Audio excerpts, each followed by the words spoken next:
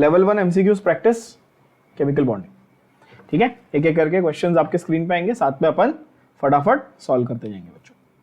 सबसे पहले loose concept के क्वेश्चंस क्या है। सबसे पहला, valency of the element is defined as, कोई भी एलिमेंट की वैलेंसी आप कैसे डिफाइन करोगे? Combining capacity, positive value, fractional या बोथ 1 and 2।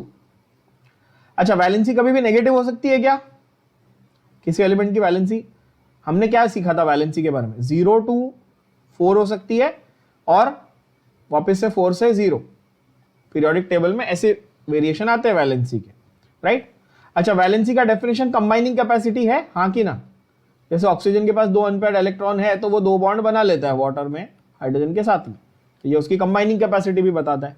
तो क्या मैं बोल सकता हूं आंसर क्या होगा? Most accurate will be answer will be option Delhi, यानी कि बोथ 1 and 2। अंडरस्टूड? अगला, valency of nitrogen in NH3, easy question. NH3 किसी भी कंपाउंड में एक एलिमेंट की वैलेंसी क्या है उसका आप क्रॉस मल्टीप्लाई करके देखोगे तो नाइट्रोजन की वैलेंसी कितनी है यहाँ पे 3 और हाइड्रोजन की कितनी है 1, क्योंकि एक नाइट्रोजन 3 हाइड्रोजन है, तो नाइट्रोजन की 3 हाइड्रोजन की 1। क्या ये तो पता है सब लोगों को? ये गधे बच्चों को भी मालूम होगा। आंसर है क्या? 3, एकदम इजी। ऑब्वियसली H की वैलेंसी क्या है? नंबर ऑफ, जो भी हाइड्रोजन की वैलेंसी है जो उस उतने ही जितने हाइड्रोजन के एटम्स है उतना नाइट्रोजन का वैलेंसी है। विच ion is iso electronic with CO? अभी थोड़ी देर पहले ये एग्जांपल में बता दिया था। CO के साथ आइसो इलेक्ट्रॉनिक कौन है? तो कार्बन मोनोऑक्साइड में कितने इलेक्ट्रॉन्स है? कार्बन के 6, ऑक्सीजन के 8, टोटल कितने? 14। इनमें से कौन सा ऐसा स्पीशीज है जिसके पास 14 इलेक्ट्रॉन्स हैं? तो यहां पर O2 में 16 और एक प्लस चार्ज, यानी ये तो 15 इलेक्ट्रॉन हो गए। यहां पर कार्बन के 6, नाइट्रोजन के 7, 6 + 7 13 और एक माइनस चार्ज, ये 14 इलेक्ट्रॉन्स हुए, यानी कि बॉम्बे आपका करेक्ट आंसर है। क्या ये सबको समझ में आया? या जिस स्पीड से मैं सॉल्व कर रहा हूं इसी स्पीड से आपको सॉल्व करना है। अगर आप इतने फास्ट नहीं सॉल्व कर पा रहे हो तो कोई फायदा नहीं है। मैंने सबके आपको सॉल्यूशन भी लिख के दिए बाय द वे, यहां पे स्क्रीन पे आपको दिख रहे होंगे। आंसर क्या आएगा? Obviously CN-, easy. चलो फटाफट। बाय द वे, ये जो पिछला वाला क्वेश्चन था ये आपके एंट्रेंस एग्जाम में रिसेंटली आया हुआ क्वेश्चन है, ठीक है? मैंने वहां से उठा के डाला, ये अपने मन से नहीं बनाया। आपको चाहिए तो आप जाके चेक कर लो, आपको नीट के प्रीवियस लास्ट के 3-4 साल के अंदर या किसी एग्जाम में आया हुआ ये मिलेगा क्वेश्चन, ठीक है? Which of the following has pseudo octet configuration? इनमें से कौन है जिसका pseudo octet configuration? What do you mean by pseudo octet? कि मतलब वो रियलिटी में ऑक्टेट नहीं है बट वो फुल्ली फिल्ड की तरह बिहेव करता है। वो असल में ऑक्टेट नहीं है बट वो फुल्ली फिल्ड की तरह क्या करता है? बिहेव करता है। ऐसा किसका कॉन्फ़िगरेशन होगा? अब इस कॉन्फ़िगरेशन को जानने के लिए आपको किस चीज की नॉलेज होनी चाहिए बच्चा लोग? आपको किस चीज की नॉलेज होनी मांगती है? एकदम प्रॉपर आपको पता होना चाहिए कि हर एक का एटॉमिक नंबर कितना है ओरिजिनल। अगर आपको ये नहीं पता तो गड़बड़ है। क्या मैंने आप लोग को पीरियोडिक टेबल में 1 से लेकर 30 तक सारे एलिमेंट्स के एटॉमिक नंबर्स याद करवाए हैं? याद है सबको? Manganese is number 25, copper is 29, zinc is 30 and chromium is 24। 3D series याद नहीं है तो फिर फटाफट याद कर लेते हैं। 3D सीरीज एकदम सिंपल है। 3D सीरीज मतलब नंबर 21 to 30, ठीक है ना? 2 सेकंड लगेंगे, फटाफट याद हो जाएगा। देखो, scandium, titanium, vanadium, chromium, manganese, iron, cobalt, nickel, copper, zinc. How to remember? सबसे आसान, ठीक है? नंबर 21 से लेके नंबर 30 तक, ठीक है ना? और how to remember the sequence? Easy. Sachin Tendulkar world cricket में फिर कोई नया कप जीतेगा। कैसे याद रखेंगे? Sachin Tendulkar world cricket, world V है, I know world is written with W, I know that, ठीक है? But sound, Sachin Tendulkar world cricket में फिर कोई नया कप जीतेगा। समझा? ये इजीली याद रहेगा। 21 to 30। अब देखो, manganese number 25, iron number 26, copper number 29, zinc number 30। Clear बच्चों? वैसे डी ब्लॉक के ऊपर पूरा का पूरा एक चैप्टर है, उसमें वापस ये पूरा रिवाइज होने वाला है, उसका टेंशन मत लो। बट फिलहाल के लिए नंबर याद कर लो तो आपको इजीली आंसर आ जाएगा। सॉल्यूशन भी यहाँ पे लिखा हुआ है। जिंक जो है वो आपका, ध्यान से अगर आप देखोगे जिंक को, तो अगर कॉन्फ़िगरेशन, अच्छा जिंक का मैंने आपको क्या बताया, नंबर बताया 30, यस 1s2 2s, ये कॉन्फ़िगरेशन लिखना तो सिखाया मैंने सबको, कितना भी बड़ा नंबर आ जाए 100 का भी होगा तो लिख पाओगे, है कि नहीं। 2p6 3s2 3p6, 3d भरने का क्या पहले, नहीं पहले क्या भरने का, 4s2, काउंट करो कितने हुए, 2 + 2 4 + 6 10 12 18 और 2 20 और 3d 10। क्या ये लास्ट के आपको दिख रहे हैं, सबके सब फिल हो गए, 4s भी पूरा भर गया, 3d भी पूरा भर गया।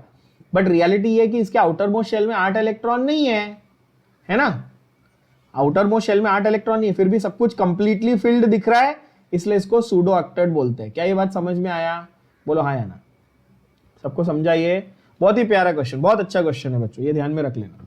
Okay, the ion that has pseudo octet configuration, इसमें 4s2 नहीं लिखा है, ये आयन का है तो इसमें 4s2 निकाल दिया है, क्योंकि Zn2+ है ना, तो आउटर मोस्ट शेल से 2 इलेक्ट्रॉन निकाल दिए। फिर भी ये ओवरऑल आपको कंप्लीट दिख रहा है, मतलब थर्ड शेल आपको 18 दिख रहा है कंप्लीट, तो ऑक्टेट रूल फॉलो नहीं हुआ, इसलिए सूडो ऑक्टेट बोला। कंप्लीट से मतलब है, अगर 8 होता तो आप ऑक्टेट बोलते। समझ में आया, भेजे में क्या, बोलो हाँ या ना। चलो बढ़िया, बहुत अच्छा क्वेश्चन, ठीक है। Iso electronic pair, again iso electronic बहुत बार बोल चुका हूं, क्वेश्चन आएगा ही आएगा, गारंटीड है। चलो ये 2 सेकंड में आना चाहिए आंसर, ये नहीं आता तो पढ़ाई छोड़ दो, थोड़ी शर्म करो। CH3+ कार्बन के 6 इलेक्ट्रॉन, 3 हाइड्रोजन के 3, कितने हुए टोटल 9, और एक प्लस चार्ज, कितने हुए 8, बोलो हाँ या ना। ऑक्सीजन के 8, 3 हाइड्रोजन के 3, यानी कि 11 प्लस चार्ज, यानी कि इसके कितने हो गए 10, तो ये तो रॉन्ग है, बोलो हाँ या ना।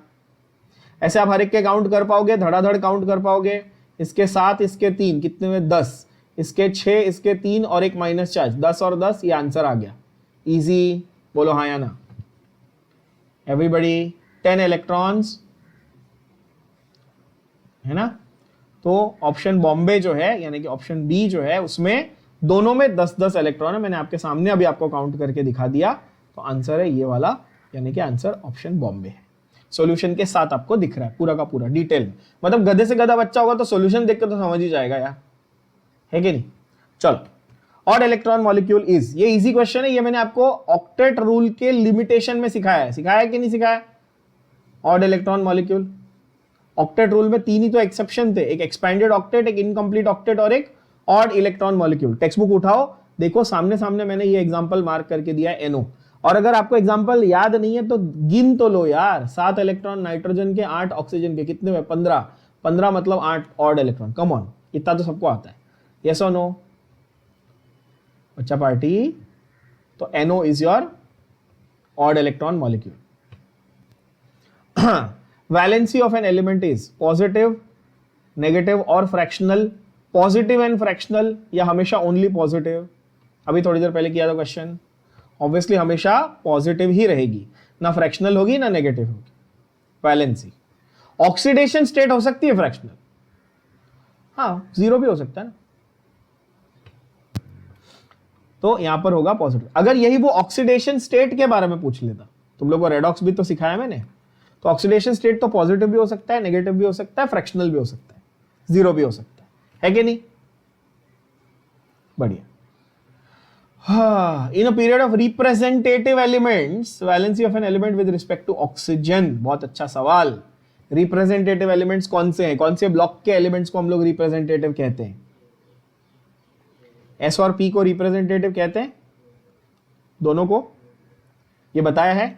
B को हम लोग ट्रांजिशन एलिमेंट्स कहते हैं, और F को हम लोग इनर ट्रांजिशन कहते हैं। बेसिक्स, तुम लोग को बेसिक तो याद रहते नहीं है, बात है तुम लोग की बड़ी बड़ी है। चलो याद करो फटाफट। In a period of representative elements, valency of an element with respect to oxygen क्या होता है, तो इट इंक्रीजेस फ्रॉम 1 to 7। करके देख लो, अगर ध्यान में नहीं है तो समझो तुम थर्ड रो ले लो, थर्ड रो यानी कि सोडियम से लेके क्लोरीन तक, है ना, ये तो सबने स्कूल में पढ़ा है ना, sodium, magnesium, aluminium, silicon, phosphorus, sulphur and chlorine, yes. अब इनका आप ऑक्सीजन के साथ में कर लो, तो ये देखो Na2O, MgO, Al2O3, SiO4, P2O5, SO2, है ना, तो Cl2O7, राइट। इस तरह से आपका ये पूरा इंक्रीज होते जाता है, करेक्ट, यस और नो। तो अगर आप लॉजिकली देखो लेफ्ट टू राइट अगर जा रहा है विद रिस्पेक्ट टू ऑक्सीजन तो 1 to 7 जा रहा है, समझ में आ रही बात। तो अगर आपको ये रटा हुआ नहीं है, लर्न किया हुआ नहीं है, तो भी आप डिराइव कर सकते हो, it takes hardly 10 seconds. Answer होगा option A. Everybody got this? Cosell explained the formation of ionic bond on the basis of what? Lewis Kossel approach था। आयोनिक बॉन्ड कैसे होता है? Easy, configuration, attraction between ions, sharing of electrons और size of atom. मजाक question. Obviously attraction between ion मतलब ionic bond है यार, attraction between ion नहीं होगा तो क्या होगा? अगर ये भी तुमको सोचना पड़ रहा है तो ऐसा थोड़ा गर्म पानी लो और चुल्लू भर और उसमें मुंह धो लो, शर्म करो जरा। In the formation of ionic bond क्या होता है? इलेक्ट्रॉन्स आर ट्रांसफर्ड फ्रॉम, कौन दे रहा है और कौन ले रहा है आयोनिक बॉन्ड में? कौन इलेक्ट्रॉन दे रहा है, कौन इलेक्ट्रॉन गेन कर रहा है? Who is losing electron, metal या non metal? Metal is losing, non metal is gaining. मतलब आंसर क्या होना चाहिए? Of course yes, Bombay.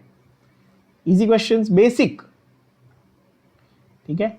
And I know there are certain students who might be feeling कि यार ये तो बड़ा ओवर कॉन्फिडेंस पे भी जा रहे होगे ये क्वेश्चन देख के, बट रियलिटी अंदर से ये कि तुरंत कंफर्म आपको भी आंसर नहीं पता है, सोचना पड़ रहा है आपको भी, तो ओवर कॉन्फिडेंस में मत जाओ। When two oppositely charged ions come near, what happens? जब दो oppositely charged ions आते हैं तो अट्रैक्टिव फोर्सेस होते हैं, रिपल्सिव फोर्सेस होते हैं, या दोनों होते हैं? अट्रैक्टिव फोर्सेस होते हैं कि रिपल्सिव? अरे कॉमन सेंस यूज करो जरा, कि अगर मेरे पास एक पॉजिटिव आयन है तो इसका न्यूक्लियस भी है, और मेरे पास एक नेगेटिव आयन है तो इसका न्यूक्लियस भी है, तो न्यूक्लियस तो एक दूसरे को रिपेल करेंगे और आयन्स एक दूसरे को अट्रैक्ट करेंगे, तो दोनों होंगे attractive as well as repulsive forces. बोलो हाँ या ना? हमेशा अट्रैक्टिव एंड रिपल्सिव फोर्सेस दोनों साथ में ही काम करेंगे। बॉन्ड कब बनेगा? जब अट्रैक्टिव फोर्सेस मोर, रिपल्सिव फोर्सेस लेस। क्या ये सिखाया मैंने आप लोगों को? बोलो हाँ या ना? हमने थियरी में ये सीखा है बच्चों, everybody? Okay, according to Lewis theory, ये बहुत अच्छा सवाल, easy simple question but important conception. According to Lewis theory, which atoms, यानी कि इनमें से कौन सी कॉन्फ़िगरेशन वाले एटम्स सबसे ज्यादा रिएक्टिव होंगे? तो आप लोगों को क्या जज करना है यहाँ पे? ये NH2 ये कौन सी ब्लॉक के एलिमेंट है, कौन से ग्रुप के एलिमेंट है? ये ग्रुप 2 के एलिमेंट है, बोलो हाँ या ना? NH2NP5 ये क्या है? 2 और 5 यानी कि टोटल 7, यानी कि ग्रुप आउटर मोस्ट शेल में 7 इलेक्ट्रॉन, ग्रुप 17 यानी कि हैलोजेंस। इजी, लॉजिकली फॉलो हो रहा है। 2 और 6 ये कौन से? इनर्ट गैसेस यानी कि 0 ग्रुप के एलिमेंट्स, और ये D ब्लॉक के एलिमेंट्स, ये D ब्लॉक के मेटल्स, यस, क्योंकि यहां पर NH2 और D N-1D है ना। अब सवाल ये कि इनमें से सबसे ज्यादा रिएक्टिव कौन होता है? ग्रुप 2 वाले ज्यादा रिएक्टिव होते हैं कि ग्रुप 17 वाले? ये दोनों तो नहीं है, चलो ये तो छोड़ दो। ग्रुप 2 वाले ज्यादा रिएक्टिव है, ग्रुप 17 वाले ज्यादा रिएक्टिव है? क्या लगता है आपको? ग्रुप 2 या ग्रुप 17? ऑफ कोर्स आपके कौन से ज्यादा रिएक्टिव है? Halogen are the most reactive. क्या ये मैंने आप लोगों को सिखाया हुआ है कि आपके ये यहाँ पे रॉन्ग लिखा है, ये लोग ने चाल्कोजन NH2NP4 होना चाहिए, ये लोग ने यहाँ पर मिस्टेक हो गई है प्रिंट करते वक्त, ठीक है। ये चाल्कोजन नहीं होने चाहिए, चाल्कोजन ग्रुप 16 होते हैं, ये जो है ये ग्रुप 18 है ना बेटा। बट आंसर आपका क्या आएगा? हैलोजन। ऑब्वियसली यहाँ पे थोड़ी सी प्रिंटिंग एरर हुई है, प्लीज उसको चेंज कर लेना। ये NH2NP5 है और ये जो है ये 0 ग्रुप है, ठीक है। Then you have the cation with 2 electrons in the outermost shell is, easy question यार, मजाक क्वेश्चन है।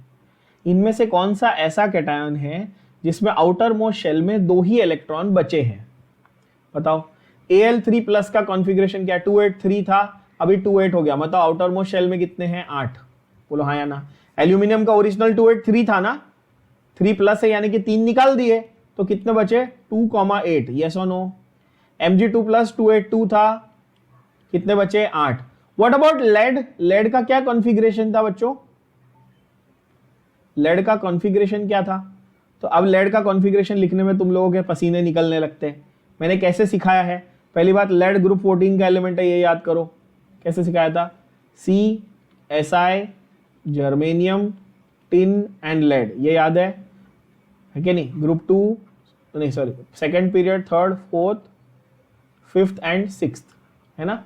तो ये 6s2 6p2 इस तरह से था। आउटर मोस्ट शेल में कितने थे 4 इलेक्ट्रॉन थे। कैसे पता 4 इलेक्ट्रॉन, ये रहे 4, 14, ग्रुप 14 है। तो लेड का जो कॉन्फ़िगरेशन था वो देखो यहाँ गधे बच्चों, वो था 6s2 6p2। समझा कि नहीं समझा, समझा कि नहीं समझा। हाँ, ऑर्बिटल डायग्राम 1 यहाँ पे 2, यहाँ पे 2। जब इसका 2 प्लस करना है मतलब इसके 2 इलेक्ट्रॉन निकाल दो, तो भी आउटर मोस्ट शेल में कितने बचे 2 इलेक्ट्रॉन बचे। समझ में आया। तो इसमें बचे थे 8, इसमें बचे थे 8, इसमें बचे थे 18 18 36 8,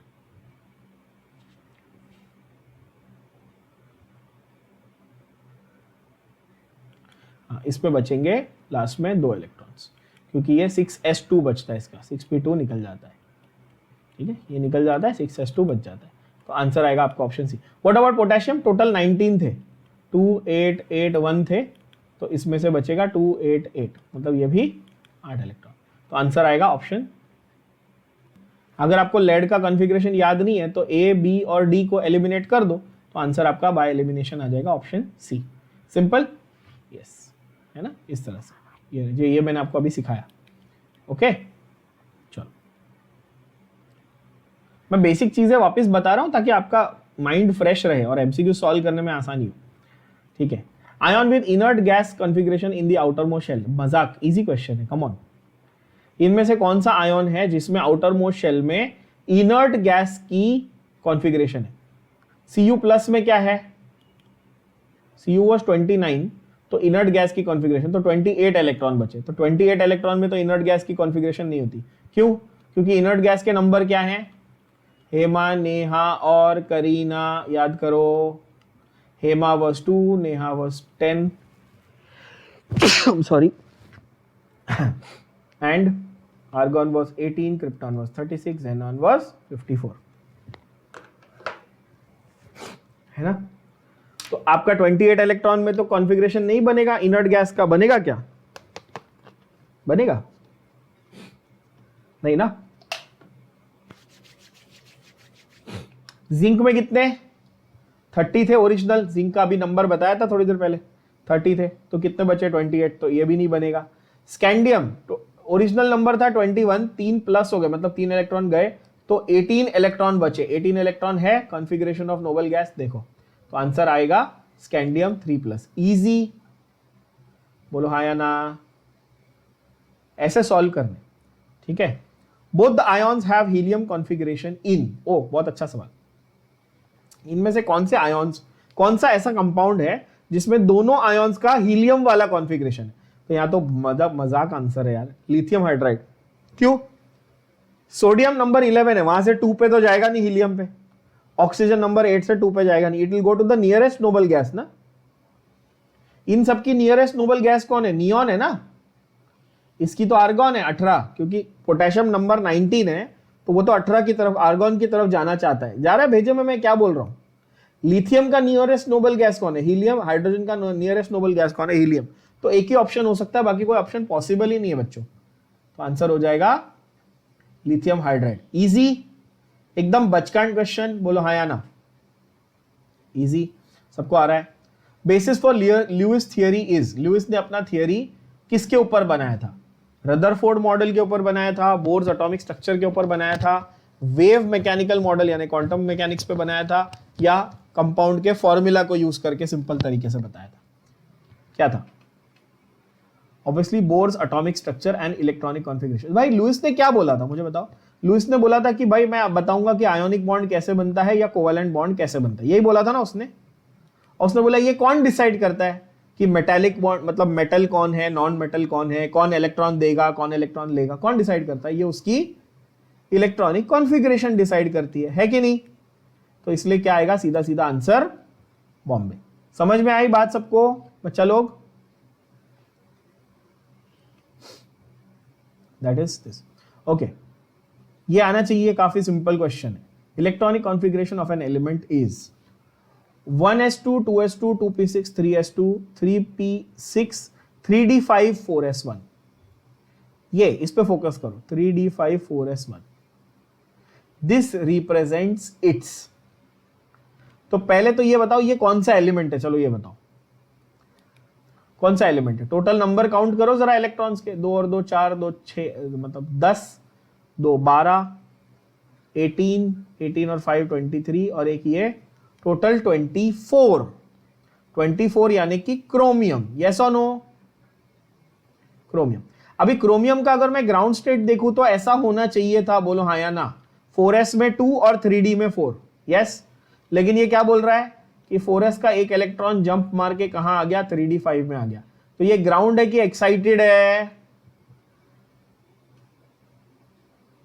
ग्राउंड है कि एक्साइटेड है? ये ग्राउंड स्टेट है। अब आप बोलोगे सर ये ग्राउंड स्टेट कैसे हो सकता है, इलेक्ट्रॉन तो जंप मार के यहां आया है। ये उसकी ऑब्जर्व्ड कॉन्फ़िगरेशन है। ये क्या है उसकी? क्या है उसकी? ऑब्जर्व्ड कॉन्फ़िगरेशन है for chromium. Chromium and copper are two exceptions in the D block. D block में आपके क्रोमियम और कॉपर क्या है बच्चों? क्रोमियम और कॉपर क्या है? एक्सेप्शंस है। क्या एक्सेप्शन है जरा समझो। क्रोमियम 24 ये चाहता था कि मेरा कॉन्फ़िगरेशन ऐसा दिखे। कैसा दिखे? 4s2 3d4 दिखना चाहिए, ऐसा क्रोमियम चाहता था। लेकिन 3d4 अभी डी की कैपेसिटी कितनी होती है? 10 इलेक्ट्रॉन की। जब वो हाफ फील्ड होता है ना, हाफ फील्ड, तो उसको स्टेबिलिटी ज्यादा मिलती है। हाफ फील्ड होता है तो क्या होता है? स्टेबिलिटी ज्यादा मिलती है। तो नोटिस करो यहां पे 4s1 यहां पे 3d5 दोनों हाफ फील्ड हो गए, बोलो हाँ या ना? हाफ फील्ड हो गए तो दोनों को स्टेबिलिटी मिल गई, इसलिए ये वाला कॉन्फ़िगरेशन प्रेफर्ड होता है और ये वाला कॉन्फ़िगरेशन प्रेफर्ड नहीं होता। तो ये एक्चुअली उसका ग्राउंड स्टेट यानी कि एक्चुअल ऑब्जर्व्ड कॉन्फ़िगरेशन है क्रोमियम का। बहुत ही अच्छा इंपॉर्टेंट क्वेश्चन है, बहुत मतलब बहुत इंपॉर्टेंट क्वेश्चन, बहुत इंपॉर्टेंट क्वेश्चन। क्यों इंपॉर्टेंट है? क्योंकि क्लास 12 में डी ब्लॉक चैप्टर जो ट्रांजिशन इनर ट्रांजिशन चैप्टर है, आपका बोर्ड एग्जाम में इसके ऊपर गिव रीजन भी आता है और शॉर्ट नोट भी आता है। Explain the abnormal electronic configuration of chromium and copper, बहुत बार आया हुआ है। आई होप ये अप्रिशिएट कर पा रहे हो आप लोग, समझ पा रहे हो? Yes. Then you have sodium और हाइड्रोजन के बीच में अगर रिएक्शन हो रहा है तो हाइड्रोजन का कॉन्फ़िगरेशन क्या बच जाता है? हाइड्रोजन किसकी कॉन्फ़िगरेशन पकड़ता है? Easy question. सोडियम और हाइड्रोजन का रिएक्शन है, hydrogen will it achieve octet और डुप्लेट? हाइड्रोजन क्या अचीव करेगा? ऑक्टेट अचीव करेगा कि डुप्लेट अचीव करेगा? सिखाया मैंने, डुप्लेट। डुप्लेट अचीव करेगा मतलब क्या है? वो हीलियम की कॉन्फ़िगरेशन ले लेगा, है कि नहीं? इजी, बोलो हाँ या ना? Octet rule is not followed by, इनमें से कौन सा ऐसा मॉलिक्यूल है जो ऑक्टेट रूल को फॉलो नहीं करता? Easy question. हमने देखा हुआ है कि ऑक्टेट रूल के बहुत सारे एक्सेप्शंस थे, इनकम्प्लीट ऑक्टेट और ये वो वगैरह वगैरह। इनमें से कौन सा ऐसा मॉलिक्यूल है जो ऑक्टेट रूल को फॉलो नहीं करता बच्चों? चलो बता। तो अगर आप चारों के स्ट्रक्चर को बना के देखोगे तो आपको NO2 जो मॉलिक्यूल है वो कैसा मिलेगा? देखो आपके लिए स्ट्रक्चर यहां ड्रॉ कर देता हूं। N double bond O single bond, है ना? अब यहां पे नाइट्रोजन ने क्या किया बताओ? फिर से देखो, यहां पर नाइट्रोजन ने पहले डबल बॉन्ड O बना लिया, तो इस ऑक्सीजन के पास में 2 लोन पेयर है और इस नाइट्रोजन ने एक बॉन्ड ऑक्सीजन के साथ बनाया, तो इसका अभी भी एक लोन पेयर इसके पास बचा हुआ है। 3 बॉन्ड बना लिया नाइट्रोजन ने, एक लोन पेयर उसका बचा हुआ है। क्लियर? तो ये क्या करता है, ये बोलता है यार मैं अपना लोन पेयर भी दे देता हूं। ठीक है, अब होगा क्या कि अगर आप इस नाइट्रोजन को ऑब्जर्व करो ऐसे इस केस में, तो इसने टोटल कितने बॉन्ड बनाए सेंट्रल नाइट्रोजन ने, 1 2 और 3 बॉन्ड बना लिए, करेक्ट है ना। और 3 बॉन्ड बना लिए उसने ऐसे, 1 2 और 3 बॉन्ड बना लिए, मतलब उसका ऑक्टेट कभी भी अभी भी कैसा है, ऑक्टेट पूरा कंप्लीट हुआ है क्या, नहीं पूरा कंप्लीट नहीं हुआ ना उसका ऑक्टेट। 4 बॉन्ड अगर वो बनाता तो उसका ऑक्टेट कंप्लीट होता है कि नहीं। अब कार्बन डाइऑक्साइड में देखो क्या उसने 4 बॉन्ड बनाए, हाँ। CCl4 में देखो क्या उसने 4 बॉन्ड बना लिए, हाँ। MgO में देख लो, अब बोलोगे सर इसमें MgO में, भाई MgO में क्या है, आयोनिक बॉन्ड है ना, है कि नहीं, आयोनिक बॉन्ड। तो इसलिए octet rule is not followed by. अच्छा, कुछ बच्चे ये जरूर आर्ग्यू करेंगे सर यहाँ पे ये भी तो आंसर होना चाहिए था, ये भी तो ये आयोनिक बॉन्ड है ना, ये ऑक्टेट रूल को फॉलो नहीं कर रहा। कितने लोग को ये लगता है, तो भाई ये ऑक्टेट रूल को फॉलो कर रहा है क्योंकि इसमें मैग्नीशियम 2 8 है, देखो जरा, और ऑक्सीजन 2,8 है, देख लो, तो ये अभी भी ऑक्टेट रूल को फॉलो कर रहा है, ठीक है ना। तो आंसर आएगा आपका option A, octet rule is followed in, इनमें से किसमें ऑक्टेट रूल फॉलो हो रहा है, इजी क्वेश्चन, इनमें से कौन से कंपाउंड में ऑक्टेट रूल फॉलो हो रहा है, इजी क्वेश्चन। ये ऐसा होगा, क्लोरीन नहीं ना, क्लोरीन ऐसे बॉन्ड तो नहीं बना सकता ना ClO2 में। क्लोरीन कितने बॉन्ड बनाता है, क्लोरीन के पास लोन पेयर होता है ना, 1 2 3 4 5 6 और 7, तो एक ऑक्सीजन के साथ में तो समझो उसने ये बॉन्ड बना लिया, ठीक है। आप ऐसे कर लो, एक के साथ में उसने कोऑर्डिनेट बॉन्ड बना लिया, तो भी उसके पास 3 इलेक्ट्रॉन बाहर रह गए ऐसे, तो भी उसने बॉन्ड कितने बनाए, 3 ही बॉन्ड बनाए, 1 2 और 3 ही बॉन्ड बनाए, ठीक है ना। ऑक्टेट रूल को फॉलो नहीं करा। व्हाट अबाउट NO, तो यहाँ पे क्लोरीन के 7 इलेक्ट्रॉन ही हुए आउटर मोस्ट शेल में, तो ऑक्टेट फॉलो नहीं हुआ। व्हाट अबाउट NO देखो, तो नाइट्रोजन को अगर आप सेंट्रल एटम मान लो, 1 2 3 4 5 6, अगेन अगर आप देखो तो 6 इलेक्ट्रॉन ही हुए इसके पास, ये तो ऑड नंबर मॉलिक्यूल है, एनीवे ऑक्टेट रूल को फॉलो नहीं करता, अभी बताया था एक पिछले क्वेश्चन में। ClF3 भाई 3 बॉन्ड बनाए उसने, 3 बॉन्ड बनाए तो भी ऑक्टेट रूल को फॉलो नहीं कर रहा है, 1 2 और 3, अगर मैं लोन पेयर को गिन लूं तो ये 5, मतलब कि कितने हो गए अब इस क्लोरीन के पास, टोटल 10 इलेक्ट्रॉन हो गए, गिनो, तो भी ऑक्टेट रूल को फॉलो नहीं कर रहा, वो एक्सपेंडेड ऑक्टेट में चला गया कि नहीं गया। बट NF3 को अगर आप देखो तो NF3 ने इज्जत से 3 बॉन्ड बनाए यानी कि 6 इलेक्ट्रॉन और एक लोन पेयर यानी कि 8 इलेक्ट्रॉन, तो ऑब्वियसली ये ऑक्टेट रूल को फॉलो कर रहा है। क्या ये बात भेजे में गई, बोलो हाँ या ना। सब लोग ध्यान से देख लो, NF3 क्या कर रहा है, ऑक्टेट रूल को फॉलो कर रहा है, ठीक है। तो नहीं समझा तो देख लो जरा। ClO2 बोलता है कि भाई ये दो जो है ना तुम्हारे, ये ऑक्सीजन के साथ तुमने बॉन्ड बना लिए, ठीक है, तो ये ऑक्सीजन का लोन पेयर हो गया, ठीक है।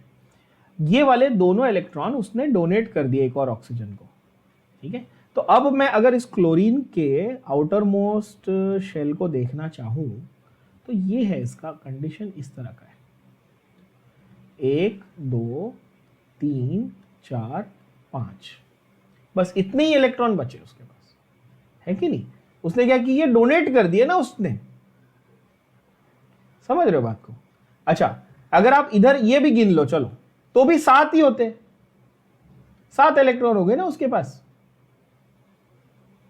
तो भी ऑक्टेट तो कंप्लीट नहीं हुआ बेटा। तो इसीलिए ये जो है ये ऑक्टेट रूल को फॉलो नहीं कर रहा है, ठीक है। चलो यहाँ पे खत्म।